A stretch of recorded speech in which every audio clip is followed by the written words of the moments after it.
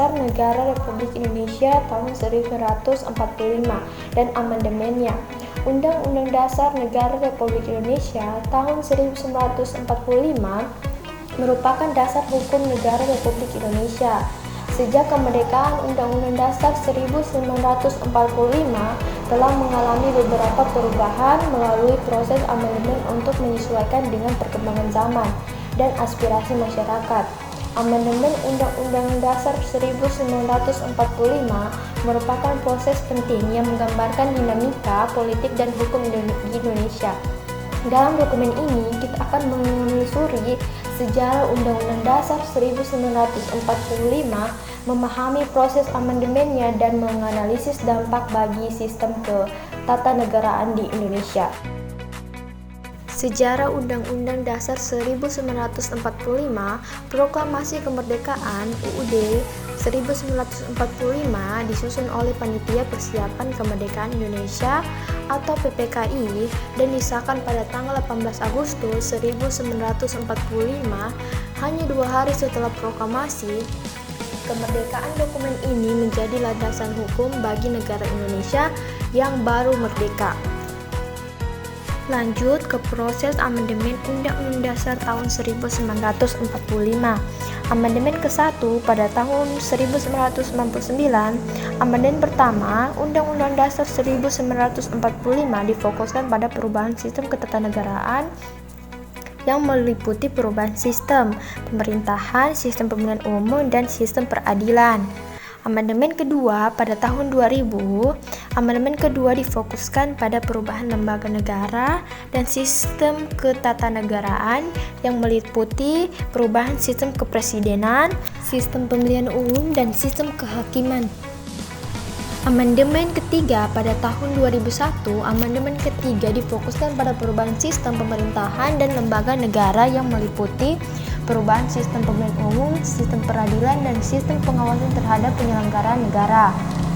Amandemen keempat pada tahun 2002, amandemen keempat difokuskan pada perubahan sistem pemerintahan dan lembaga negara yang meliputi perubahan sistem pemilihan umum, sistem peradilan, dan sistem pengawasan terhadap penyelenggaraan negara. Dampak amandemen Undang-Undang Dasar tahun 1945. Yang pertama, demokratisasi. Amandemen Undang-Undang Dasar 1945 telah mendorong proses demokratisasi di Indonesia. Perubahan sistem pemerintahan menjadi presidensial di mana presiden dipilih langsung oleh rakyat merupakan bukti dari upaya demokratisasi. Yang kedua, perlindungan hak asasi manusia. Amandemen Undang-Undang Dasar 1945 juga memperkuat perlindungan hak asasi manusia. Pengesahan sejumlah hak asasi kebebasan dasar seperti hak untuk hidup, hak untuk berpendapat, dan hak untuk berkumpul merupakan contoh dari upaya ini. Yang ketiga, desentralisasi. Amandemen Undang-Undang Dasar 1945 juga mendorong proses desentralisasi. Perubahan pada sistem pemerintahan memungkinkan daerah untuk memiliki otonomi yang lebih besar dalam mengelola wilayahnya. Pentingnya memahami Undang-Undang Dasar 1945. Warga negara harus memahami Undang-Undang Dasar 1945 agar dapat menjalankan hak dan kewajiban sebagai warga negara secara bertanggung jawab. Lembaga negara harus menjalankan tugas dan fungsinya sesuai dengan ketentuan Undang-Undang Dasar 1945. Mahasiswa hukum. Mahasiswa hukum memiliki peran penting dalam memahami dan mensosialisasi Undang-Undang Dasar 1945 kepada masyarakat. Penelitian diharapkan untuk melakukan kajian ilmiah mengenai Undang-Undang Dasar 1945 dan dampaknya bagi masyarakat. Tantangan dan perkembangan. 1. Demokrasi.